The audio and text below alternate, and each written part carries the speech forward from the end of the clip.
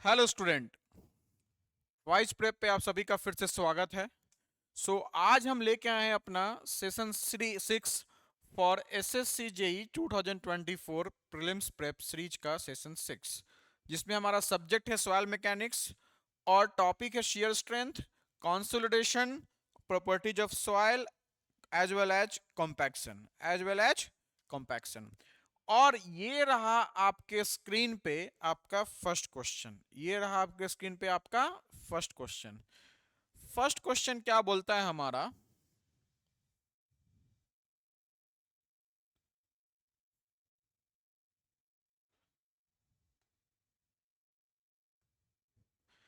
ए laboratory क्या बोल रहा है? ए लैब का हमारा क्या है? वेन shear टेस्ट है। Lab vane shear test apparatus is used to this apparatus is used to determine the shear strength of a clay sample, and only one end of the vent takes part in shearing. Only one part of the vent takes part in shearing of the soil। और T हमारा क्या है? Applied torque है। H हमारा height of when है। D हमारा dia of when है। तो shear स्ट्रेंथ ऑफ द क्या पूछ रहा है? क्ले पूछ रहा है। ध्यान रखिएगा, shear strength of the clay जब हमारा वन एंड जो होता है हमारा शेयरिंग में होता है। और वन एंड शेयरिंग में कब होगा? जब आपका वेन जो है हमारा जो आपका वेन है हमारा टॉप ऑफ द वेन जो है हमारा, वो आपका कहाँ हो? ग्राउंड लेवल पे हो। कहाँ हो बेटा? ग्राउंड लेवल पे हो। तो जब आपका top of the when is eight ground level. तो जब आपका top of the when ground level पे है, तो आपका क्या होगा? Only one end of the when is contributing towards shearing strength. Only one end of the when is contributing towards shearing strength. Clear है? अब समझिएगा मेरी बात को गौर से। अगर मैं बात करता हूं कि अगर आपका top of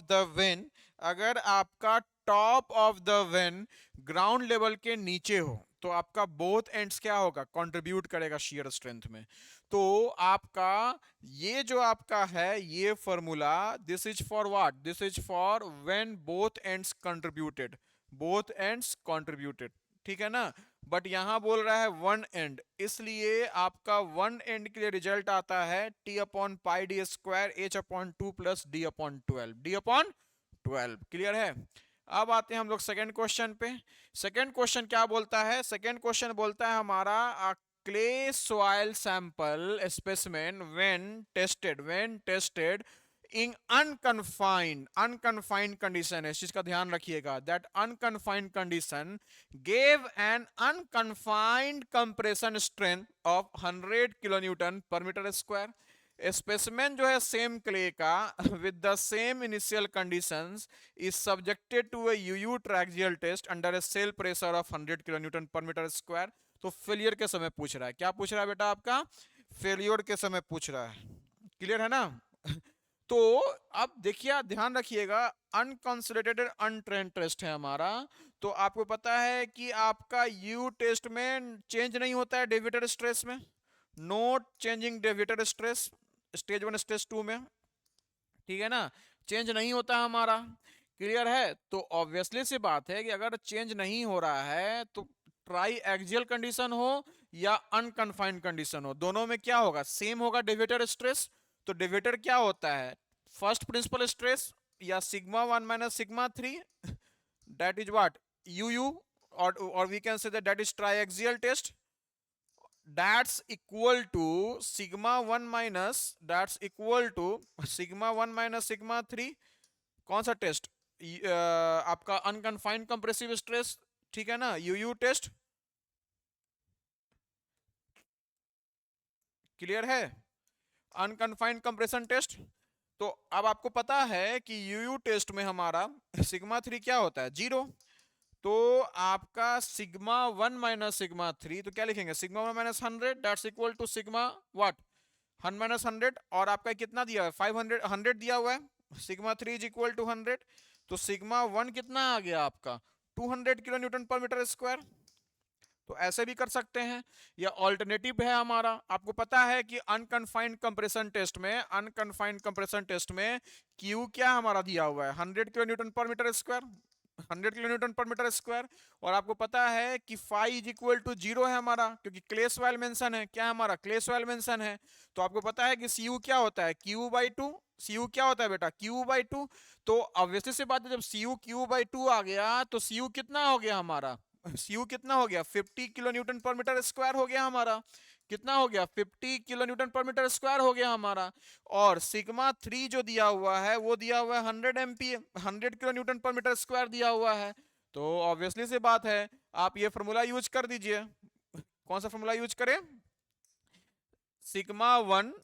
is equal to sigma 1 is equal to sigma 3 tan square 45 degree plus 5/2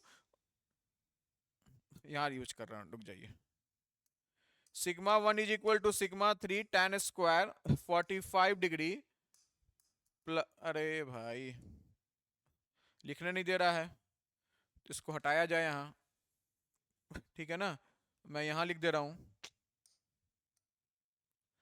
sigma 1 is equal to sigma 3 40 एक मिनट बेटा एक मिनट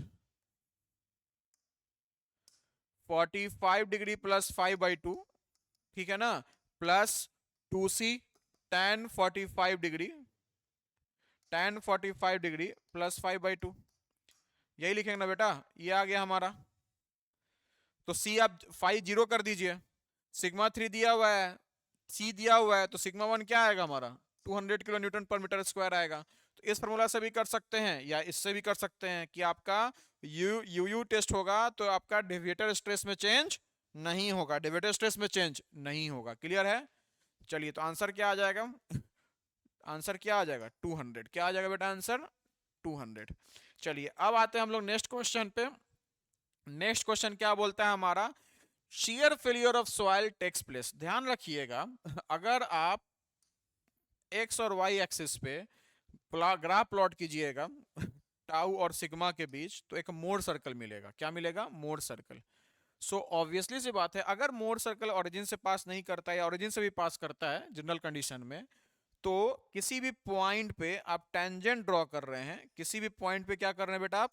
टेंजेंट ड्रॉ कर रहे हैं तो वो टेंजेंट जो है उस पॉइंट के लिए क्या होगा फेल्योर इन्वेलप होगा क्या होगा बेटा फेल्योर इन्वेलप होगा क्लियर है सो इसका मतलब क्या हुआ कि आपका जब मोर सर्कल टच होगा तो आपका जो फेल्योर इन्वेलप ऑफ सॉइल क्या होगा डेवलप होगा और सॉइल इस पॉइंट पे मान लीजिए जितने भी पॉइंट आपको दिख रहा है यहाँ हर पॉइंट पे आप क्या कर रहे हैं आप क्या कर रहे हैं आप टेंजेंट ड्रॉ कर रहे हैं तो हर पॉइंट पे हम क्या बोल सकते हैं कि हर पॉइंट पे जब आप टेंजेंट ड्रॉ कर रहे हैं तो ऑब्वियसली से बात है कि हम क्या बोलेंगे हम ये बोलेंगे कि यहाँ हमारा टेंजेंट ड्रॉ करने से हमारा at the point of verge of failure है लेकिन को इस फेल्योर या फेल्योर इन्वेलप के बाहर कोई सॉइल एग्जिस्ट नहीं करेगा दैट मीन सॉइल फेल हो गया रहेगा सो आपका अगर ये देखा जाए यहां से अगर आप सेंटर से परपेंडिकुलर टेंजेंट पे ड्रॉ कीजिएगा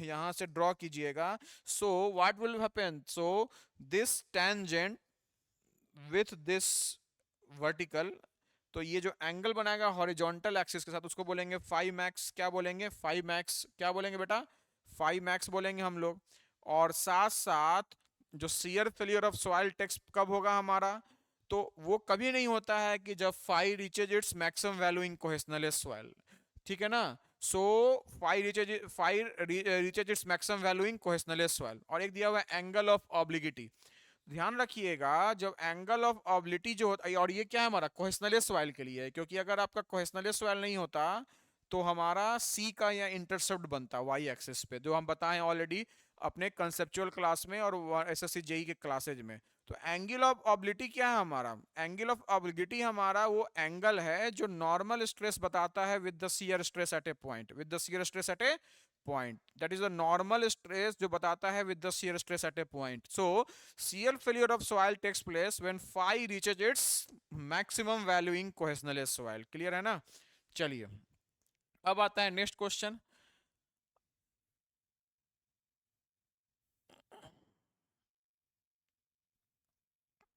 अब आता है बेटा नेक्स्ट क्वेश्चन. ठीक है, ये हमारा जीपीएससी रैंकर है जिसमें हमारा इन्होंने AIR 7 अचीव किया है हमारा इस साल in GPSC. And he has been selected as water resource department as executive engineer class 1 Gujarat public service commission. Got it. चलिए अब आते हैं हम लोग क्या दिया हुआ है सीडी टेस्ट ट्राइएक्सियल टेस्ट. क्या बोला है? CD triaxial test. क्या बोला बेटा? सीडी ट्राइएक्सियल टेस्ट बोला. ध्यान रखिएगा इस बात का, सीडी ट्राइएक्सियल टेस्ट बोल रहा है. सो क्या बोल रहा है? A CD triaxial test was conducted on a granular soil. किस पे बोल रहा है बेटा? ग्रेनुलर सॉइल पे बोल रहा है.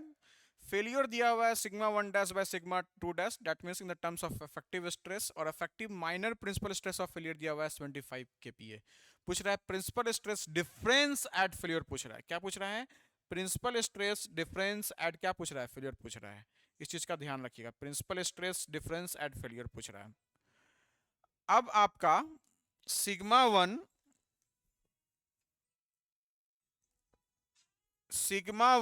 Upon sigma 3, sigma 1 upon sigma 3 जो आया हमारा वो क्या आया हमारा? Sigma 1 upon sigma 3, sorry sigma 1 dash upon sigma 2 dash है. चलो 2 डैश, ये क्या आया हमारा? 3. ठीक है ना? और sigma 1 dash is equal to 3 sigma 2 dash. Obviously सी बात है, सिग्मा 2 डैश दिया हुआ है इफेक्टिव माइनर, अगर हम माइनर सिग्मा 2 डैश से कर रहे हैं तो ये क्या आ गया? 3 इंटू 25. और प्रिंसिपल स्ट्रेस का डिफरेंस पूछ रहा है तो यहाँ shear stress CD triaxial test में कोई काम नहीं करेगा. That means sigma 1 sigma 3 is the effective stress is the principal stress. So sigma 1 dash minus sigma 2 dash क्या आ गया हमारा? 2 into sigma dash 2 into that is 2 into 25. तो ये कितना आया? 150 kPa. कितना आया बेटा? 150 kPa आया. क्लियर है? तो आंसर क्या आएगा? बी. क्या आएगा? बी. अब आते हैं हम लोग किस पे? नेक्स्ट क्वेश्चन पे. बोल रहा है shear test was conducted on a soil sample at failure. The ratio of sigma 1 minus sigma 3 by 2 sigma 1 plus sigma 3 by 2 is equal to unity. क्या दिया हुआ है? यूनिटी दिया हुआ है. बोल रहा है कौन सा इसमें कंडीशंस रिप्रेजेंट करता है शियर स्ट्रेस कंडीशन को? Drain triaxial compression test, undrain triaxial compression test, undrain triaxial compression test, unconfined compression test. सबसे पहले आपके दिमाग में क्या आएगा? अगर मैं इस क्वेश्चन की बात करता हूं तो सबसे पहले क्या आएगा? आपने क्या किया? एक शियर टेस्ट कंडक्ट किया सॉइल पे. क्लियर है बेटा? सिग्मा 1 माइनस सिग्मा 3 अपॉन 2 और सिग्मा 1 प्लस सिग्मा 3 अपॉन 2 क्या हमारा? 2 है. आपका बोल रहा है क्या कि a shear test was conducted on a soil specimen. 2 cancel. तो हम क्या बोलेंगे इसमें? हम क्या बोलेंगे? ऑब्वियसली सी बात है कि shear test was conducted on a soil sample at failure. The ratio of sigma ratio of sigma 1 minus sigma 3 by 2 ये दिया हुआ है. सॉल्व किए इसको हम, क्या आया? Sigma 1 minus sigma 3 is equal to sigma 1 plus sigma 3. Cancel. 2 sigma 3 zero आ रहा है. That mean sigma 3 is equal to 0. आपको ही पता है सिग्मा 3 जैसे ही 0 होगा it's a case of what? Unconfined compression test. That is a special case of triaxial test. So drained undrained नहीं, एक ही ऑप्शन है अनकन्फाइंड कंप्रेशन टेस्ट. क्लियर है ना? तो अच्छा क्वेश्चन था जेई पॉइंट ऑफ व्यू से. नेक्स्ट क्वेश्चन क्या बोल रहा है? Consider the following statements. Stress path के बारे में बोल रहा है. Stress path is a locus of stress points developed by stress changes in the soil and can be obtained from Mohr stress circle. Stress path can be used to determine the intensity of stress at a point due to the application of uniformly applied circular loaded area. ध्यान रखिएगा. तो सबसे पहले समझते हैं कि stress path क्या होता है. ध्यान रखिएगा, स्ट्रेस पाथ क्या होता है समझिएगा ध्यान से. स्ट्रेस पाथ क्या है? लोकस ऑफ स्ट्रेस पॉइंट है. क्या हमारा बेटा? लोकस ऑफ स्ट्रेस पॉइंट है। अब ये समझिए मेरी बात ध्यान से, जेई लेवल पे लोकस ऑफ स्ट्रेस पॉइंट का मतलब क्या हुआ? लोकस ऑफ स्ट्रेस पॉइंट का मतलब आप क्या समझे? समझिएगा मेरी बात को गौर से कि अगर मैं बात करता हूं लोकस ऑफ स्ट्रेस पॉइंट, तो जैसे जैसे अगर मैं एक एक्सिस प्लॉट करूं Q और P के बीच में, तो मान लीजिए कि अगर ये पॉइंट्स रिप्रेजेंट कर रहा है स्टेट ऑफ स्ट्रेस को, तो इसी को क्या बोलेंगे? स्टेट ऑफ स्ट्रेस, या इसको बोल सकते हैं हम लोग,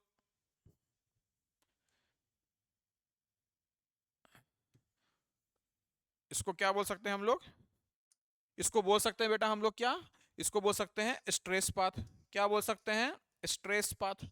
सो स्ट्रेस पाथ एक कर्व है। क्या बेटा? स्ट्रेस पाथ, स्ट्रेस पाथ एक कर्व है सवाल स्पेसिमेन पर जो लोड लग रहा है, उस लोड में जो चेंजेज आ रहा है। स्ट्रेस पाथ एक कर्व है, और कर्व किसको रिप्रेजेंट करता है? वो कर्व रिप्रेजेंट करता है सवाल स्पेसिमेन पे जो लोड लग रहा है, और उस लोड के लगने के कारण जो आपका स्ट्रेस में जो लोड में चेंज आता है, उस लोड के चेंज होने से जो स्ट्रेस में चेंज होगा, उसको अगर हम एक y और x एक्सिस y एक्सिस पर रिप्रेजेंट करेंगे, तो what will be that will be the what that will be the stress path. So stress path is nothing, it's a curve in which we represent the change in what? Change in load. And due to changing load, what we are observing the changing stresses, that changing stresses are being represented on the stress path. So one can say that stress path is the locus of points of maximum shear stress. Stress path is the locus of point of maximum shear stress. Stress path is the locus of stress point, or it is the locus of the points of maximum shear stress experienced by a specimen as the load changes takes place. तो पहला क्या बेटा हमारा सही है थोड़ा। अगर देखिएगा तो तीन types of effective stress path होता है, जिसको आप ऑलरेडी हम थोड़ा सा बेसिक पढ़ाते हैं एई जेई के लेवल पे, और ईएससी गेट में डिटेल्स में पढ़ाते हैं। तो तीन types of effective stress path होता है। तीन टाइप्स ऑफ स्ट्रेस पाथ होता है। इफेक्टिव स्ट्रेस पाथ, जिसको ईएसपी से डिनोट करते हैं, किससे? ईएसपी। टोटल स्ट्रेस पाथ, जिसको टीएसपी से डिनोट करते हैं, और total stress minus effective stress path, जिसको हम लोग क्या जिसे डिनोट करते हैं? पीडब्ल्यूपी से। ठीक है ना? या बोल सकते हैं टोटल स्ट्रेस माइनस स्टैटिक पोर वाटर प्रेशर, जिसको डिनोट करते हैं टी डबल एस पी से। ठीक है ना? ध्यान रखिएगा इस बात का बेटा कि अगर हम बात करते हैं तो हम क्या बोलेंगे? हम ये बोलेंगे कि स्ट्रेस पाथ हमारा locus of maximum shear stress है, या जैसे लोड चेंज होने के कारण जो चेंजिंग शियर स्ट्रेस आएगा, that's the represents the stress path. Clear है बेटा? अब समझिएगा मेरी बात को गौर से अब समझिएगा मेरी बात को गौर से। अगर हम बात करते हैं तो आपका मान लीजिए कि आपका क्या है हमारा मानते हैं हम, ठीक है ना? हम मानते हैं कि अगर अगर हम मानते हैं बेटा कि आपको अगर मोर सर्कल से डिनोट करना है, किससे शो करना है हमको? अगर मोर सर्कल से शो करना है, तो स्ट्रेस पाथ कैसे शो करेंगे? तो ऑब्वियसली सी बात है कि आपका हम क्या लिखेंगे? हम ये लिखेंगे कि मान लीजिए कि आपका ये आपका क्या है? सिग्मा है, ये टाउ है। अगर सिग्मा टाउ को बेसिस पे लेके चल रहे हैं, ठीक है बेटा? अगर मैं सिग्मा टाउ के बेसिस पे लेके चल रहा हूं, तो हम लोग क्या लिखेंगे? हम लोग ये लिखेंगे कि आपका डिफरेंट डिफरेंट अगर मोर सर्कल प्लॉट कर रहे हैं for different state of stress, तो ये जो आपका टेंजेंट ड्रॉ हो रहा है, टेंजेंट तो स्ट्रेट लाइन होगा, तो इसी को बोलते हैं stress path for maximum shear stress. और हो सकता है कि stress path for maximum shear stress जो हो, वो क्या हो? एक तरह से हर स्टेट ऑफ स्ट्रेस का मैक्सिमम स्ट्रेस जो सस्टेन कर पाएगा, उस हर स्टेट ऑफ स्ट्रेस का जो मैक्सिमम स्टेट ऑफ स्ट्रेस होगा, मान लीजिए इसका ये है, इसका ये है, इसका ये, तीनों को एक इमेजिनरी लाइन से जोड़ेंगे, so that's will be what?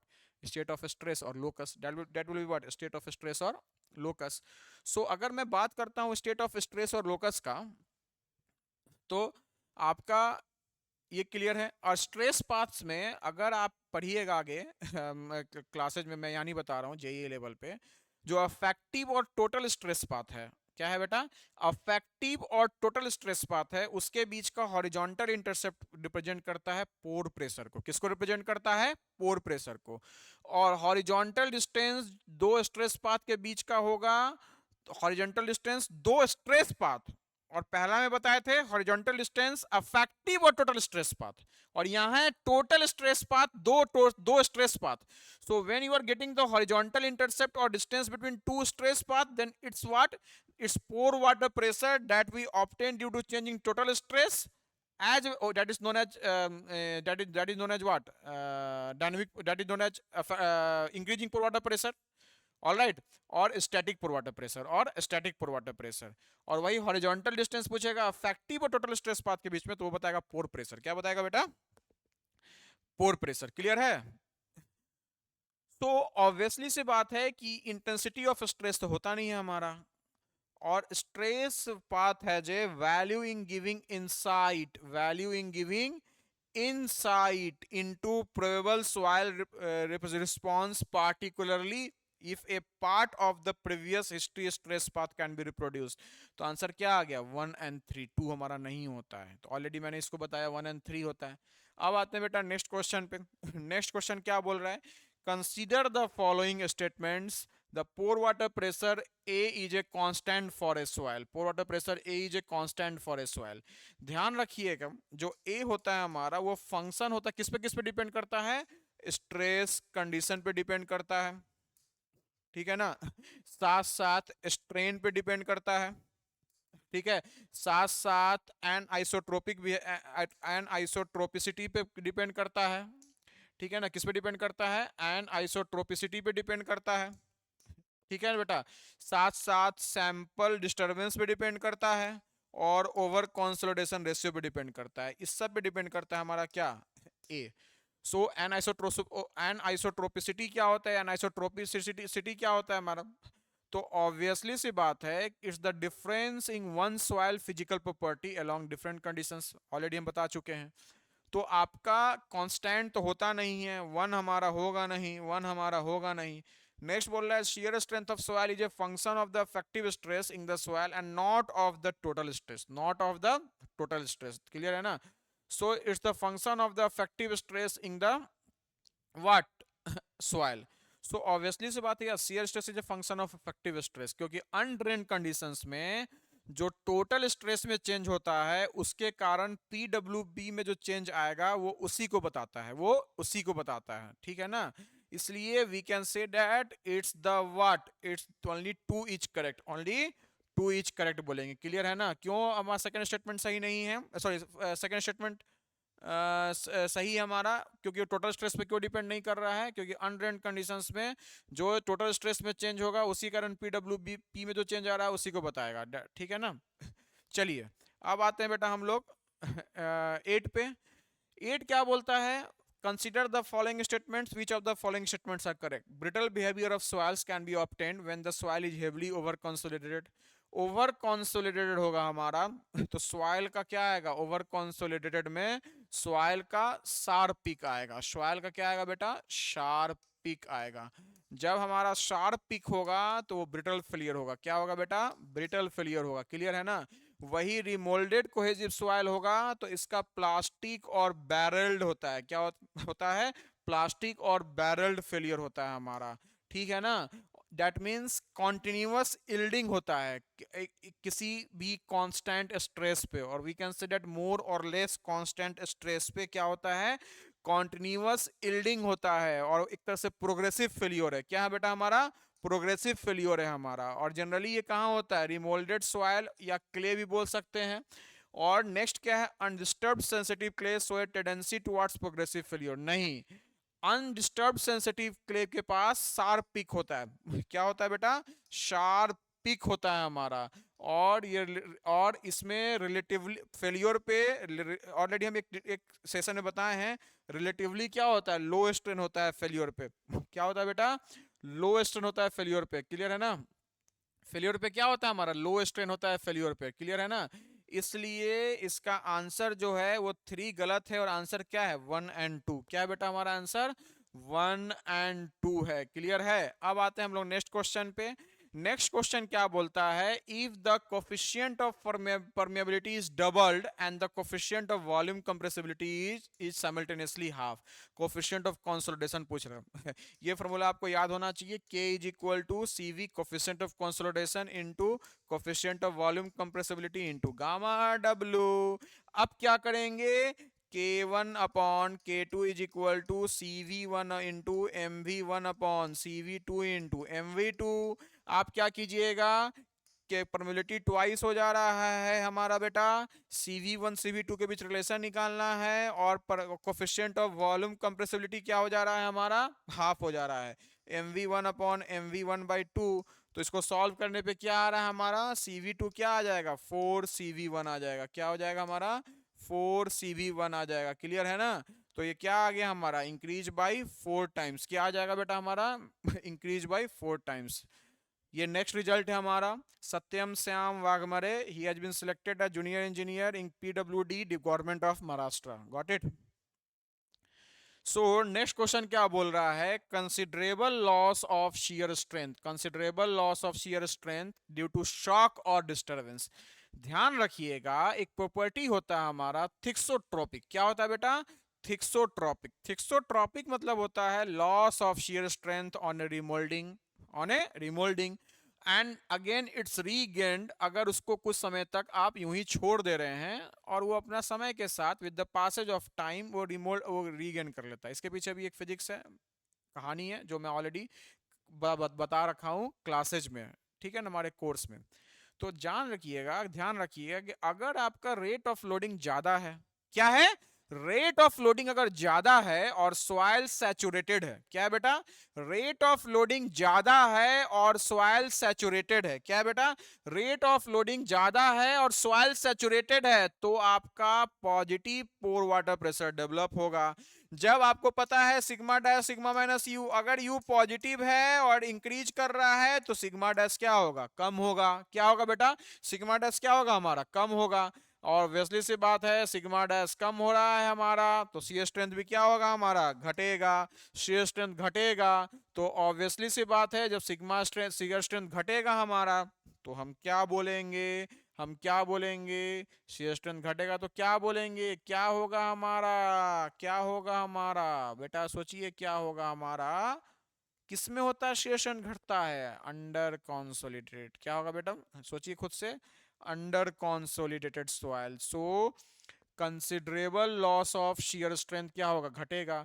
आप वैसे भी बोल सकते हैं कि अगर शियर स्ट्रेंथ घटता है, सिग्मा डैश घट रहा है, सिग्मा डैश घटते घटते कहाँ आ जाएगा, जीरो आ जाएगा, टाउ हो जाएगा zero almost. Shear strength liquid की तरह बिहेव करेगा, सॉरी सॉइल लिक्विड की तरह बिहेव करेगा, इसको बोलेंगे लिक्विफैक्शन। क्या बोलेंगे, लिक्विफैक्शन। अब सॉइल आपका अगर अंडर कंसोलिडेटेड क्ले है, तो अंडर कंसोलिडेटेड क्ले में मतलब क्या हुआ कि आपका जो अभी डिपॉजिट्स किए हैं, अभी फिलिंग किए हैं, तो वो आप रैपिड नेचुरल डिपोजिशन हो रहा है, या डिपोजिशन हमारा क्या है, रिसेंट फिलिंग है, तो फुल कंसोलिडेटेड नहीं हो सकता, अभी तक फुल कंसोलिडेटेड नहीं हुआ है हमारा, it's a recent filling, it's a rapid natural deposition. तो ऑब्वियसली से बात है कि उस केस में आप अगर शॉक दे रहे हैं और डिस्टर्बेंस दे रहे हैं तो उसमें क्या होगा, रिसेंट फिलिंग है, तो पॉजिटिव पोर वाटर प्रेशर क्या होगा, बढ़ेगा, वो टोटल स्ट्रेस लेगा हमारा। तो ऑब्वियसली सी बात है कि sigma dash is equal to sigma minus U, U बढ़ रहा है, सिग्मा डैश घटेगा, सिग्मा डैश घटते घटते क्या हो जाएगा हमारा, हमारा क्या होगा, जीरो भी हो सकता है। इसलिए considerable loss of shear strength हमारा अंडर कंसोलिडेटेड में होगा, क्योंकि still have to consolidate, recent filling है हमारा, रैपिड फिलिंग है, रैपिड रैपिड हमारा नेचुरल डिपोजिशन है, ठीक है ना। चलिए नेक्स्ट क्वेश्चन हमारा, नेक्स्ट क्वेश्चन क्या बोलता है, रिलेटिव कॉम्पैक्शन। क्या बोल रहा है बेटा, relative compaction is not the same as relative density. Yes it's right. Relative compaction क्या हुआ, ये मेजर करता है डिग्री ऑफ कॉम्पैक्शन। क्या मेजर करता है, डिग्री ऑफ कॉम्पैक्शन। मतलब कहने का कि डिग्री ऑफ कॉम्पैक्शन को मेजर करता है, मतलब कहने का कितना लूज है और कितना क्या है हमारा, कितना हमारा लूज है और कितना हमारा डेंस है। सो डिग्री ऑफ लूजनेस और डिग्री ऑफ डेंसनेस,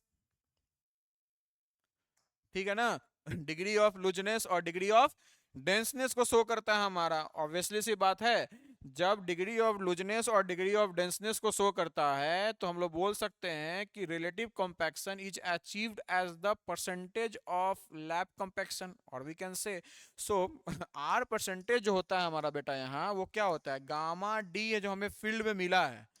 और काम स्टार्ट करने के पहले जो डिजाइन में आपने प्रोक्टर टेस्ट करके जो मैक्सिमम आपका टारगेट वैल्यू था वो क्या हो जाएगा, डिनोमिनेटर में, ठीक है ना, प्रोक्टर टेस्ट में, that's not as are percentage. अगर मैं बात करता हूं रिलेटिव डेंसिटी का, तो रिलेटिव डेंसिटी क्या होता है, रिलेटिव डेंसिटी होता है ई मैक्स माइनस ई natural upon E max minus ई मिनिमम।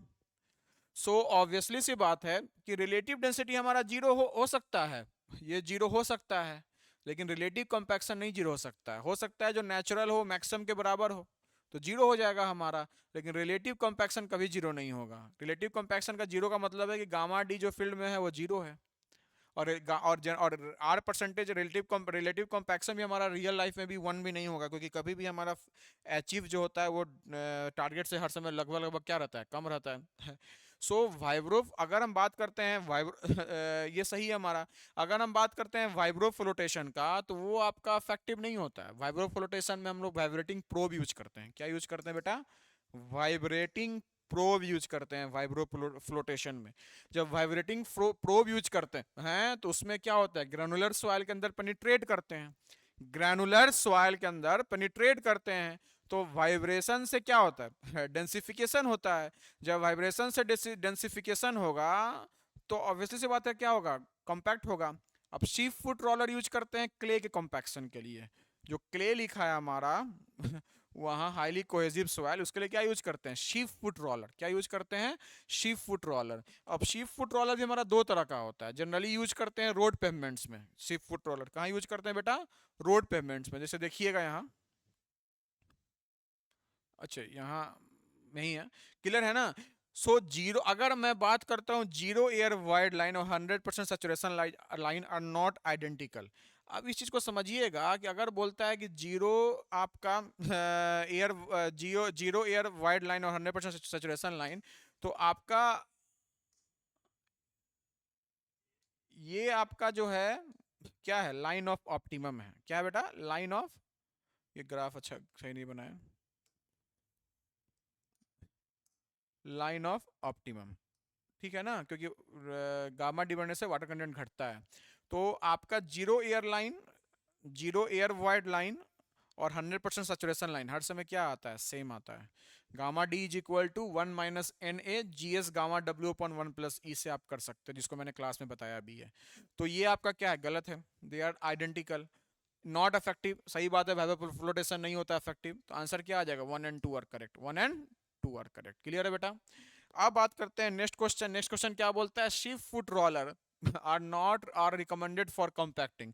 ध्यान रखिएगा, शिप फुट रोलर जो जनरली यूज करते हैं वो करते हैं हम लोग बेटा कहाँ, रोड कंस्ट्रक्शन में। कहाँ करते हैं, रोड कंस्ट्रक्शन में, रोड रेल या रेल प्रोजेक्ट्स में। कहाँ यूज करते हैं, रोड या रेल प्रोजेक्ट्स में जनरली यूज होता है हमारा। क्लियर है बेटा, ध्यान से अब समझिएगा मेरी बात ध्यान से। ये जनरली कंपैक्ट करता है क्या, फाइन ग्रेन सॉइल। क्या रिप्रेजेंट करता है, फाइन ग्रेन सॉइल क्या करता है, कंपैक्ट करता है। हेवी क्ले हो गया हमारा, इसमें क्या हो गया बेटा, हेवी क्ले हो गया। सिल्ट क्ले हो गया हमारा, ये भी कंपैक्ट करता है हमारा। आपका क्या हो गया, सबग्रेड लेयर्स हो गया पेवमेंट्स में, उसको भी कंपैक्ट करता है। रेल रोड कंस्ट्रक्शन हो गया हमारा, उसको भी कंपैक्ट करता है हमारा,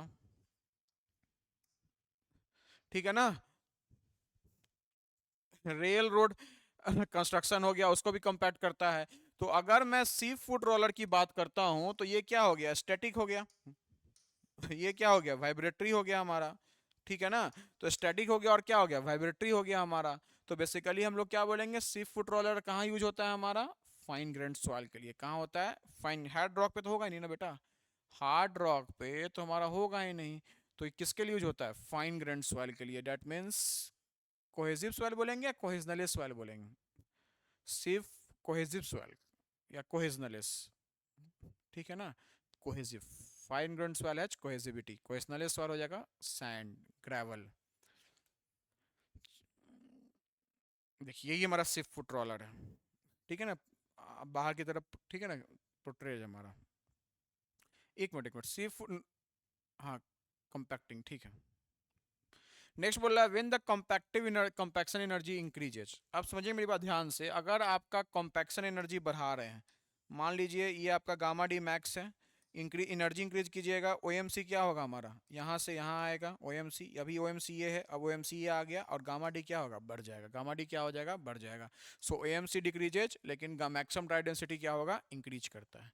अब बात आता है बेटा हमारा proctored compaction test for the maximum dry density of a certain soil give the results at 1.77 gram per CC and OMC 14.44%। The specific gravity of the clay soil was 2.66। Specific gravity कितना है 2.66। सो पूछ रहा है कि saturation degree कितना होगा soil का। आपको पता है गामा डी क्या होता है, GS gamma W upon 1 plus E, ये तो पता है आपको। परसेंटेज एयर वर्ड्स हमने क्या कितना मान लिया, 0 मान लिया। तो 1 प्लस ई जो आ गया बेटा वो क्या आ गया 2.65 है ना, 2.66 इंटू 1 ग्राम पर सीसी ले लिए हम लोग, क्योंकि यहाँ ग्राम पर सीसी में है, और divide by gamma D 1.77 gram per CC. इसको सॉल्व करने पे ई कितना आएगा, ई इज इक्वल टू आ जाएगा 2.66 अपॉन 1.77 माइनस 1, तो ये कितना आ जाएगा 76 पॉइंट कितना आ जाएगा, इसको कैलकुलेट करते हैं।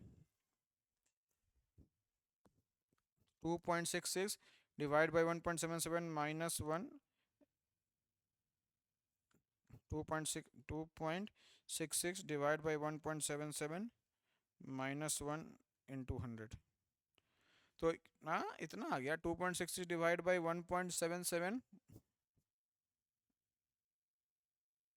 अच्छा ठीक है, ये कितना है बेटा, ये आया हमारा, ये आया 0.50।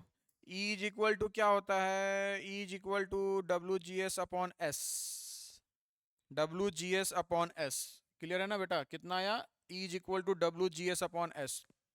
OMC दिया हुआ है 14.44%, तो E is equal to WGS upon S है, तो S is equal to 0.1444 into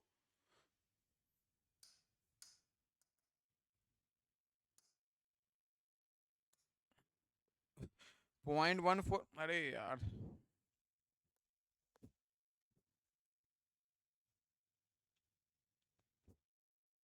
यहाँ मैं लिख दे रहा हूँ 0.1444 इंटू 2.66 डिवाइड बाई 0.502, ये आ जाएगा 76%, 76.6% आ जाएगा। मतलब कहने का 77%। तो पूरा फार्मूला बेस्ड क्वेश्चन है, आपको कैलकुलेशन में ध्यान रखना होगा, क्लियर है ना बेटा, कैलकुलेशन में क्या करना होगा, ध्यान रखना होगा। नेक्स्ट क्या बोल रहा है, the natural void ratio of a saturated clay strata 3 metre thick दिया हुआ है, उसका नेचुरल वॉइड रेशियो कितना है 0.90, कितना बेटा 0.90 है। फाइनल वॉइड रेशियो दिया हुआ है वो है 0.71, टोटल कंसोलिडेशन सेटलमेंट पूछ रहा है। Delta H up is equal to क्या लिखेंगे, delta E upon 1 plus E not into H, ये फॉर्मूला पता है आप लोग को, delta E changing void ratio, तो 0.9 माइनस 0.71, 0.71 यहाँ दिया हुआ है, 0.9 यहाँ दिया हुआ है, वो अपॉन 1 प्लस इनिशियल क्या होगा, हर समय ज़्यादा होगा हमारा 0.90 इंटू एच नॉट कितना है 3 मीटर है, तो ये कितना आ गया 0.9 माइनस 0.71 डिवाइड बाई 1.90 इंटू 3, तो 0 पॉइंट कितना आ गया 3 मीटर, कितना है बेटा 0.3 मीटर, मतलब 30 सेंटीमीटर, कितना आ गया बेटा 30 सेंटीमीटर, क्लियर है। अब आते हैं नेक्स्ट क्वेश्चन। नेक्स्ट क्वेश्चन क्या बोल रहा है, द वॉइड, क्या बोल रहा है, the void ratio pressure diagram दिया हुआ है बेटा, क्या दिया हुआ है, वॉइड रेशियो प्रेशर डायग्राम दिया हुआ है। कोफिशिएंट ऑफ कंप्रेसिबिलिटी पूछ रहा है। कोफिशिएंट ऑफ कंप्रेसिबिलिटी क्या होता है, माइनस MV जो होता है वो क्या होता है minus delta E upon delta sigma. तो आपका ये, आपका इसके बीच पूछ रहा है, इसको सब सेगमेंट्स में बांटेंगे अगर हम, तो ऐसे ही आएगा हमारा, ठीक है ना। तो ये क्या आ जाएगा हमारा माइनस, क्या लिखेंगे हम लोग, माइनस ऑफ 0.6 माइनस 0.7, और 17 17.5 है तो 17.5 माइनस 17, इसको सॉल्व कीजिएगा तो ये क्या आएगा, 0.2 टन पर मीटर स्क्वायर। तो क्या क्या आ गया, 0.2 T0 पर मीटर स्क्वायर। क्लियर है ना। बहुत बेसिक बेसिक क्वेश्चन पूछता है जेई में, ध्यान रखिएगा इस बात का। So there is an early bird offer for two verticals ESE and GATE prep, that is 50% discount on tuition fees, validity up to 31st May. And for a school prep where we have launched class 8 9 and 10th, where we have 2 of interactions online only online, it's mode both online as well as offline. Clear है ना, online as well as offline, ठीक है। और AE JEE prep की new batch आने वाली है नए सेशन के लिए, so we will share you with you सून।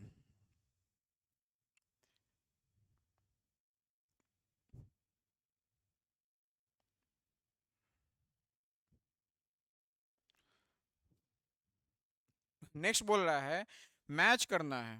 तो आपका फर्स्ट है एक्सेसिव सेटलमेंट। क्या है बेटा, excessive settlement, high expansion, reduction of bearing capacity, acceleration of consolidation, rise of water table, high compressibility, montmorillonite sand. तो आपका ये कोडिंग दिया हुआ है हमारा। आप समझिएगा मेरी बात को गौर से,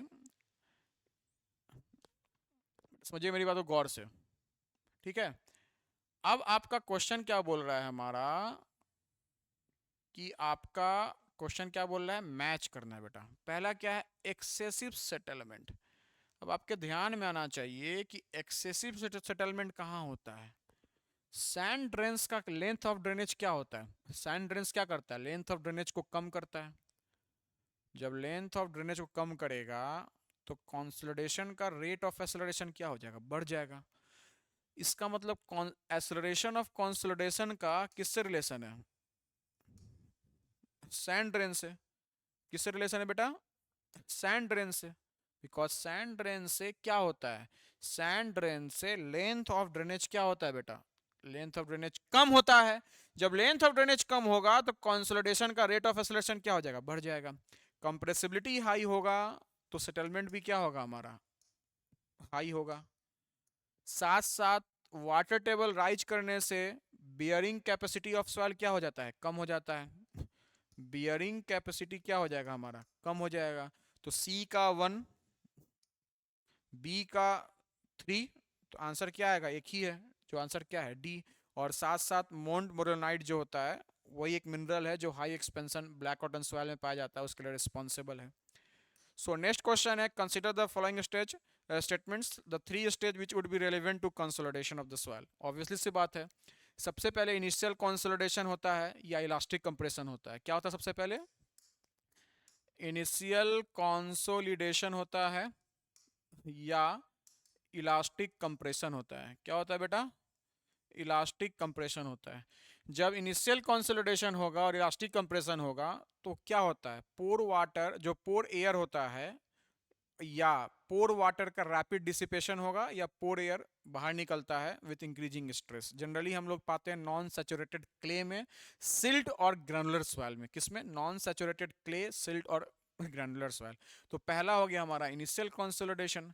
सेकेंड होता है बेटा प्राइमरी कंसोलिडेशन, जिसमें क्या होता है, ग्रेजुअल एक्सपेंशन होता है किसका,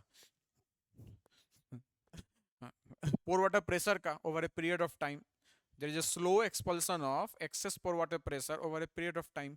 और सेकेंडरी कंसोलिडेशन जो होता है वो विस्कस लेयर, हम लोग क्या होता है, पार्टिकल्स के अराउंड फॉर्म करता है विस्कस लेयर, जो टाइम डिपेंडेंट फिनोमेना होता है हमारा। विथ इंक्रीजिंग स्ट्रेस का मतलब नहीं है, क्योंकि वहाँ पार्टिकल्स रीअरेंज करता है तो एडजॉर्ब लेयर से क्या होता है, पानी रिसता है सरफेस से। सो पहला क्या है, इनिशियल, प्राइमरी और सेकेंडरी। क्या है बेटा, इनिशियल, प्राइमरी और सेकेंडरी। तो 1 2 एंड 3, तो आंसर क्या आएगा बेटा, ए। क्या आएगा बेटा, आंसर ए आएगा, ध्यान रखिए। टर्सरी कंसोलिडेशन भी होता है, वैसे मैंने बताता हूँ लेकिन यहाँ नहीं ऑप्शन तो कोई मतलब नहीं है बताने का, ठीक है ना।